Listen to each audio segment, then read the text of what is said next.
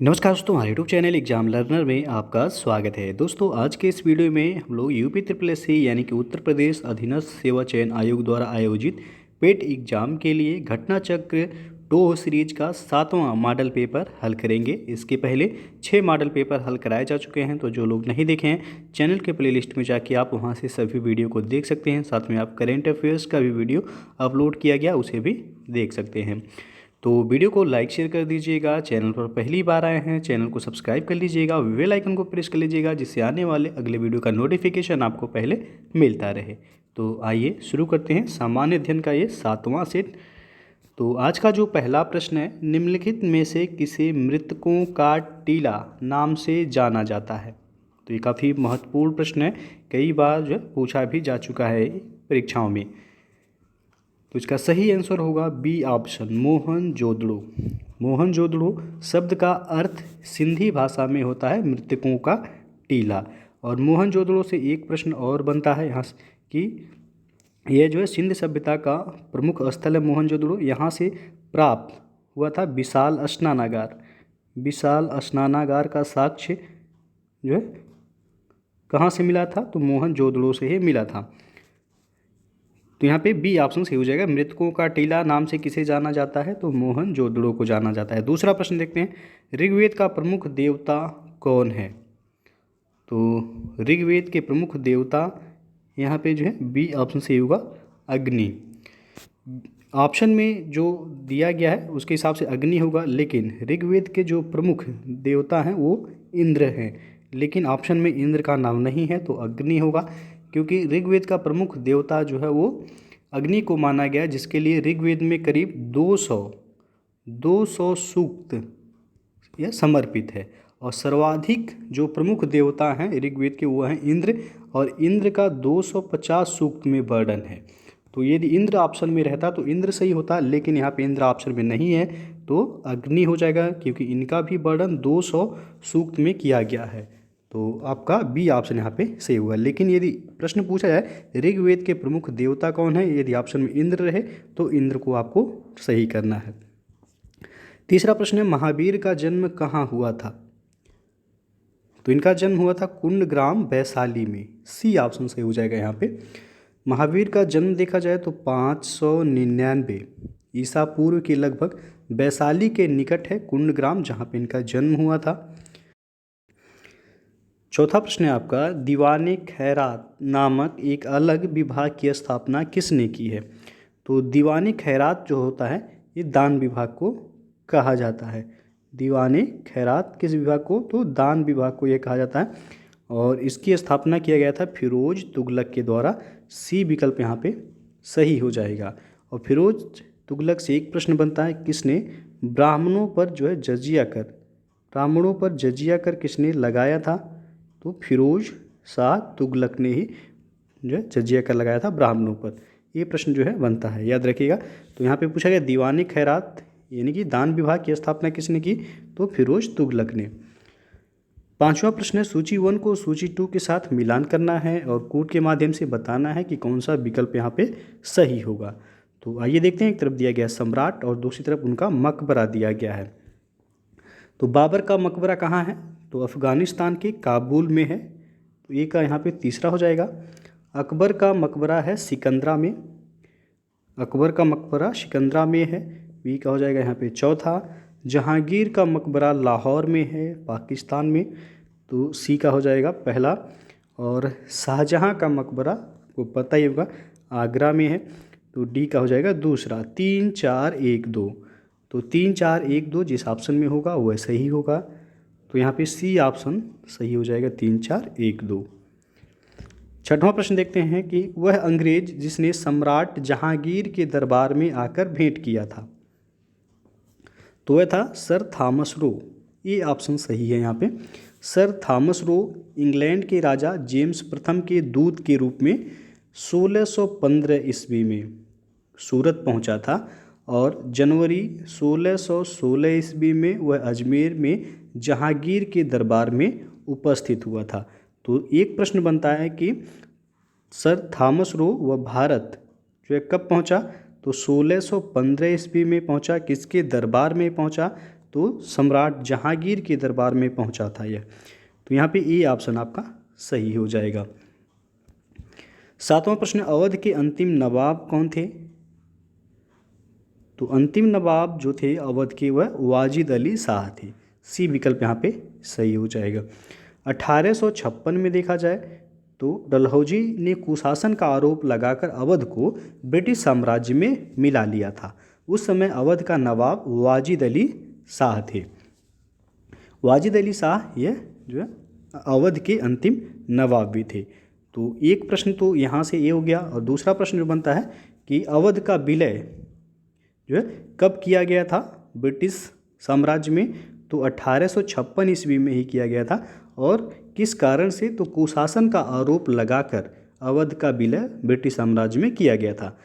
और किसके द्वारा? तो लॉर्ड डलहौजी के द्वारा किया गया था। तो यहाँ पे अंतिम नवाब पूछा गया था कौन थे? वाजिद अली शाह थे।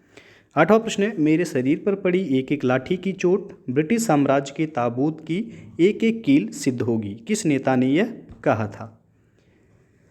तो ये कहा गया था लाला लाजपत राय के द्वारा। बी विकल्प सही हो जाएगा। लाहौर में साइमन कमीशन विरोधी जुलूस का नेतृत्व करते समय पुलिस के लाठीचार्ज में लाला लाजपत राय गंभीर रूप से घायल हो गए थे, और घायल होने के बाद ही उन्होंने यह वक्तव्य कहा था कि मेरे शरीर पर पड़ी एक एक लाठी की चोट ब्रिटिश साम्राज्य के ताबूत की एक एक कील सिद्ध होगी।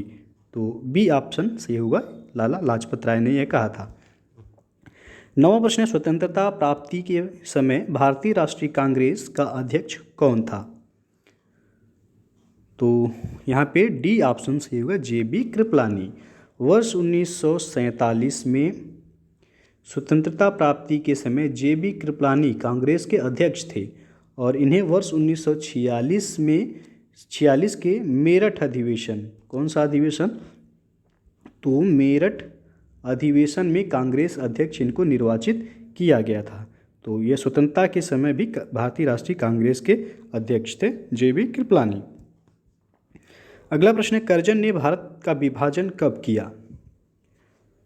तो ये प्रश्न काफ़ी महत्वपूर्ण है, याद रखिएगा। कर्जन के द्वारा बंगाल विभाजन, इनकी भारत का विभाजन दिया गया, जबकि यहाँ पे बंगाल विभाजन होगा। बंगाल विभाजन कब किया गया था? तो 1905 ईस्वी में। ये ऑप्शन यहाँ पे सही हो जाएगा।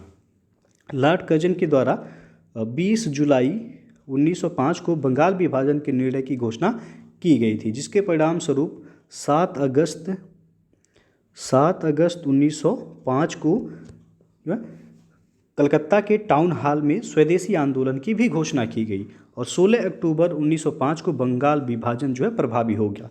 तो एक प्रश्न बनता है आपसे कि बंगाल विभाजन प्रभावी कब हुआ था? तो 16 अक्टूबर 1905 को बंगाल विभाजन जो है प्रभावी हुआ था, और इस दिन को पूरे बंगाल में शोक दिवस के रूप में भी मनाया गया। रविन्द्रनाथ टैगोर के सुझाव पर इस दिन को संपूर्ण बंगाल में राखी दिवस के रूप में भी मनाया गया था। तो यहाँ पे पूछा गया आपसे कि कर्जन के द्वारा भारत नहीं बल्कि यहाँ पे होगा बंगाल विभाजन कब हुआ था? तो 1905 में हुआ था। अगला क्वेश्चन है, पाक जल संधि भारत को किस देश से अलग करती है? तो भारत को श्रीलंका से अलग करती है पाक जल संधि। डी ऑप्शन यहाँ पे सही हो जाएगा। पाक जल संधि या पाक स्ट्रेट भी कहते हैं इसे, पाक स्ट्रेट या पाक जल संधि। तो यह भारत और श्रीलंका को अलग करता है। यह भारत के तमिलनाडु राज्य और श्रीलंका के मध्य स्थित है, और यह बंगाल की खाड़ी को मन्नार की खाड़ी से भी जोड़ता है। पाक स्ट्रेट ये बंगाल की खाड़ी को मन्नार की खाड़ी से यह जोड़ता है। अगला क्वेश्चन देखते हैं, उज्जैन किस नदी के तट पर स्थित है? तो उज्जैन है क्षिप्रा नदी के तट पर। बी विकल्प सही हो जाएगा। यहाँ पे उज्जैन क्षिप्रा नदी के तट पर स्थित है, और यहाँ पर प्रत्येक 12 वर्ष पर सिंहस्थ कुंभ मेला का भी आयोजन होता है, और भगवान शिव के 12 ज्योतिर्लिंगों में एक महाकाल जो कि उज्जैन में ही स्थित है। तो महाकाल मंदिर कहाँ पे है? तो उज्जैन में ही महाकाल मंदिर है। अगला प्रश्न देखते हैं, जिम कॉर्बेट राष्ट्रीय उद्यान भारत के किस राज्य में स्थित है? तो जिम कॉर्बेट राष्ट्रीय उद्यान उत्तराखंड राज्य में है, ये ऑप्शन यहाँ पे सही हो जाएगा। और भारत में वर्ष 1936 में स्थापित प्रथम राष्ट्रीय उद्यान जो था वह था हेली राष्ट्रीय उद्यान। हेली राष्ट्रीय उद्यान ये भारत में स्थापित पहला राष्ट्रीय उद्यान था। और जो है इसी को पहले जो है हेली राष्ट्रीय उद्यान के नाम से जाना जाता था, बाद में इसका नाम कर दिया गया जिम कॉर्बेट राष्ट्रीय उद्यान। और यह उत्तराखंड राज्य में जो है स्थित है, तो यहाँ पे ये ऑप्शन आपका सही हो जाएगा। पूछा जाता है जिम कॉर्बेट राष्ट्रीय उद्यान की स्थापना कब हुई? 1936 में। स्थापना के समय इसे किस नाम से जाना जाता था? तो हेली राष्ट्रीय उद्यान के नाम से इसे जाना जाता था, बाद में इसका नाम जिम कॉर्बेट राष्ट्रीय उद्यान कर दिया गया। अब जो है इसका नाम जो है भी फिर बदल के जो है रामगंगा नदी इस राष्ट्रीय उद्यान से होकर के बहती है, तो उसी के नाम पर जो है इसका नाम अब रामगंगा राष्ट्रीय उद्यान भी करने का जो है निर्णय लिया गया है। अगला क्वेश्चन आपका, एम्स्टर्डम यह किसकी राजधानी है, यानी कि किस देश की राजधानी है एम्स्टर्डम? तो यह राजधानी है नीदरलैंड का। बी विकल्प यहाँ पे सही हो जाएगा। और यूनाइटेड अरब अमीरात यानी कि संयुक्त अरब अमीरात की राजधानी देखा जाए तो अबू धाबी है, अबू धाबी इसकी राजधानी है। उसके बाद है आपका दक्षिण कोरिया, तो दक्षिण कोरिया की राजधानी है सियोल। दक्षिण कोरिया की राजधानी कहाँ है? तो सियोल है। इटली की राजधानी आपको पता ही होगा रोम है। तो यहाँ से पूछा गया था एम्स्टर्डम यह किसकी राजधानी है, यानी कि किस देश की राजधानी है? तो नीदरलैंड की राजधानी है। अगला प्रश्न है, कौन से पर्वत एशिया को यूरोप से अलग करते हैं? तो एशिया को यूरोप से यूराल पर्वत अलग करता है। सी ऑप्शन यहाँ पे सही हो जाएगा। जीएसटी काउंसिल की अध्यक्षता कौन करता है?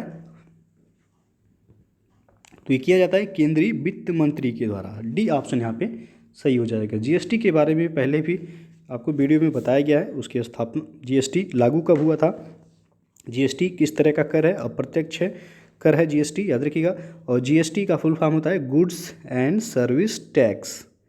गुड्स एंड सर्विस टैक्स जो है इसका फुल फॉर्म होता है। और ये लागू कब हुआ था भारत में? तो 1 जुलाई 2017 को जीएसटी भारत में लागू हुआ था। और ये किस तरह का कर है? तो इनडायरेक्ट टैक्स है ये जो है जीएसटी, यानी कि अप्रत्यक्ष कर है। यहाँ पे प्रश्न है आपका, जीएसटी काउंसिल की अध्यक्षता कौन करता है? तो केंद्रीय वित्त मंत्री करता है। अगला प्रश्न है, वाणिज्यिक बैंकों का राष्ट्रीयकरण कब हुआ? तो राष्ट्रीयकरण हुआ था 1969 में, 1969। सी ऑप्शन यहाँ पे सही हो जाएगा। और इसमें टोटल देखा जाए तो 14 बैंकों का जो है राष्ट्रीयकरण किया गया था 1969 में। कितने बैंकों का? तो 14 बैंकों का राष्ट्रीयकरण किया गया था 1969 में। और बाद में फिर 1980 में जो है 6 और बैंकों का राष्ट्रीयकरण किया गया। तो सबसे पहले पूछा गया वाणिज्यिक बैंकों का जो राष्ट्रीयकरण कब हुआ था? तो 1969 में हुआ था। अगला प्रश्न आपका, CRR का असंक्षिप्त रूप क्या है? CRR का संक्षिप्त रूप आपसे पूछा गया है, असंक्षिप्त रूप तो कैश रिजर्व रेशियो होता है। कैश रिजर्व रेशियो होता है CRR का संक्षिप्त रूप, यानी कि हिंदी में इसे कहते हैं नकद आरक्षित अनुपात। तो बी ऑप्शन यहाँ पे आपका सही हो जाएगा। और अंग्रेजी में याद रखिएगा इसे कहते हैं कैश रिजर्व रेशियो। अगला क्वेश्चन है आपका, प्रधानमंत्री जन धन योजना की शुरुआत किस वर्ष की गई थी? तो यह शुरू हुआ था 2014 में। बी ऑप्शन यहाँ पे सही हो जाएगा। 15 अगस्त 2014 को प्रधानमंत्री जन धन योजना की शुरुआत की गई थी। इसकी घोषणा हुई थी 15 अगस्त 2014 को, और शुरुआत जो हुआ वो आपका 28 अगस्त 2014 को इसकी शुरुआत हुई थी। अगला क्वेश्चन अब आपका है कि आर्थिक कार्यों के क्षेत्रक मुख्यतः कितने भागों में बटे हुए हैं? तो ये 3 भागों में बटे हुए हैं। सी ऑप्शन यहाँ पे सही हो जाएगा आपका। प्राथमिक, द्वितीयक और तृतीयक क्षेत्र की हिस्सेदारी जो है इसमें है। और यदि देखा जाए तो इसमें यानी कि भारत की अर्थव्यवस्था में तृतीयक क्षेत्र की हिस्सेदारी जो है वो काफ़ी ज़्यादा है। तो आर्थिक कार्यों के क्षेत्रक मुख्यतः कितने भागों में बटे हुए हैं? तो 3 भागों में बटे हुए हैं। आपको पता होगा प्राथमिक, द्वितीयक और तृतीयक क्षेत्र कहे जाते हैं। अगला क्वेश्चन है, भारतीय संविधान की प्रस्तावना में किस प्रकार के न्याय की बात नहीं की गई है? तो प्रस्तावना में लोकतांत्रिक न्याय की बात नहीं की गई है, ये ऑप्शन सही हो जाएगा। भारतीय संविधान की प्रस्तावना में देखा जाए तो सामाजिक, आर्थिक और राजनीतिक न्याय की बात की गई है, जबकि लोकतांत्रिक शब्द का प्रयोग यह लोकतंत्रात्मक गणराज्य बनाने के लिए किया गया है, ना कि जो है कि इसमें न्याय की बात में किया गया है। तो ये ऑप्शन जो है सही हो जाएगा। अगला क्वेश्चन है, अभिव्यक्ति की स्वतंत्रता किस मौलिक अधिकार के अंतर्गत आता है? यह तो या था आपका स्वतंत्रता का अधिकार, जो कि आर्टिकल 19 से लेकर के 22 तक में दिया गया आपका स्वतंत्रता का अधिकार। कुल कितने मौलिक अधिकार हैं? तो 6 मौलिक अधिकार हैं। मौलिक अधिकार किस देश के संविधान से लिया गया है? तो यूएसए के संविधान से लिया गया है। और आपका किस भाग में है मौलिक अधिकार? तो भाग 3 में मौलिक अधिकार है। अनुच्छेद यदि पूछा जाए तो अनुच्छेद 12 से लेकर के 35 के बीच मौलिक अधिकारों का वर्णन है। और यहाँ पे जो आपसे पूछा गया है कि अभिव्यक्ति की स्वतंत्रता किस मौलिक अधिकार के अंतर्गत आता है? तो स्वतंत्रता का अधिकार के अंतर्गत ये आता है। समता का अधिकार देखा जाए तो अनुच्छेद 14 से 18 के बीच में है। संस्कृति और शिक्षा संबंधी अधिकार जो है आपका अनुच्छेद 29-30 में है। और संवैधानिक उपचारों का अधिकार अनुच्छेद 32 में है। और धार्मिक स्वतंत्रता का अधिकार आपका अनुच्छेद 25 से 28 के बीच में है। अगला क्वेश्चन आपका, निम्नलिखित में से कौन से भारतीय संसद के संघटक हैं? तो इसमें पहला दिया गया राष्ट्रपति, दूसरा राज्यसभा, तीसरा है लोकसभा। तो आपको बताना है इसमें संसद के घटक में कौन सम्मिलित हैं। तो इसमें तीनों ही आते हैं, राष्ट्रपति आएगा, राज्यसभा और लोकसभा, तीनों ही मिलकर के संसद का निर्माण करते हैं। तो डी ऑप्शन यहाँ पे सही हो जाएगा। अगला प्रश्न है, भारत में उच्च न्यायालय की मुख्य न्यायाधीश बनने वाली पहली महिला कौन थी? तो वह थी लीला सेठ। सी ऑप्शन यहाँ पे सही हो जाएगा। लीला सेठ भारत में उच्च न्यायालय की मुख्य न्यायाधीश बनने वाली प्रथम महिला थीं। वह हिमाचल प्रदेश उच्च न्यायालय की प्रथम महिला मुख्य न्यायाधीश थीं, जो कि भारत के किसी भी राज्य की थी। और इस पद पर उन्होंने जो है 5 अगस्त 1991 से लेकर के 1992 तक रही थी। लीला सेठ दिल्ली उच्च न्यायालय की प्रथम महिला न्यायाधीश भी थीं। तो यहाँ पे पूछा गया भारत में उच्च न्यायालय के मुख्य न्यायाधीश बनने वाली पहली महिला कौन थी? तो लीला सेठ थीं। अगला क्वेश्चन है, किसी राज्य के राज्यपाल के रूप में नियुक्ति के लिए भारत के संविधान द्वारा निर्धारित न्यूनतम आयु कितनी है? तो वह है 35 साल। डी ऑप्शन यहाँ पे सही हो जाएगा।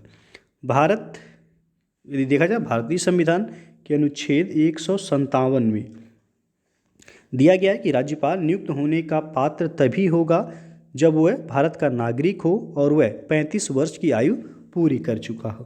तो राज्यपाल बनने के लिए जो आयु यानी कि उम्र होना चाहिए वो 35 साल होना चाहिए। अगला प्रश्न है, जब किसी वस्तु को 2 समानांतर समतल दर्पणों के बीच रखा जाता है तो बने हुए प्रतिबिंबों की संख्या कितनी होगी? तो यहाँ पे अनंत होगा। डी ऑप्शन सही हो जाएगा। यदि 2 समतल दर्पण एक दूसरे के समानांतर रख दिए जाएं तो इनके बीच 0 अंश का कोण बनेगा और दर्पणों के बीच रखी वस्तु के अनंत प्रतिबिंब बनेंगे। तो यहाँ पे आपका डी ऑप्शन से हो जाएगा अनंत। 27वां प्रश्न है, निम्नलिखित में से कौन सा अम्ल चींटी के डंक में पाया जाता है? तो चींटी जो डंक मारती हैं यानी काटती हैं तो उसमें कौन सा अम्ल पाया जाता है? तो यहाँ पे जो सही होगा ऑप्शन में मेथेनोइक अम्ल। फार्मिक अम्ल भी कहा जाता है इसे। तो या तो फार्मिक अम्ल दिया रहेगा ऑप्शन में या फिर मेथेनोइक अम्ल। तो यह चींटी के डंक में जो है पाया जाने वाला अम्ल है। अगला क्वेश्चन आपका, निम्नलिखित में से किस अम्ल को अम्लों का राजा कहा जाता है? तो यह कहा जाता है सल्फ्यूरिक अम्ल को। डी विकल्प यहाँ पे सही हो जाएगा। सल्फ्यूरिक अम्ल को अम्लों का राजा कहा जाता है। और 29वां प्रश्न, कवकों के अध्ययन को कहा जाता है? तो कवक का अध्ययन आपका यह माइकोलॉजी कहलाता है। सी ऑप्शन यहाँ पे सही हो जाएगा।